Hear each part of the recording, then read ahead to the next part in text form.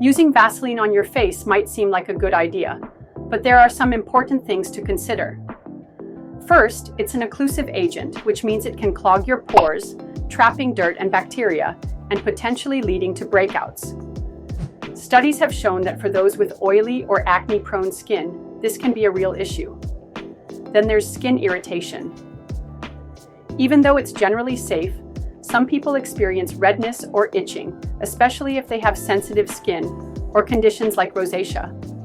Plus, its thick texture makes it tough to wash off, which can lead to buildup and more clogged pores over time. And while Vaseline seals in moisture, it doesn't actually hydrate your skin. For that, you'd be better off with products that contain humectants, like hyaluronic acid. So, while Vaseline can be great for dry areas or minor cuts, it's not the best choice for your face, especially if you're prone to acne or irritation. Always consider your skin type and consult a dermatologist for tailored advice.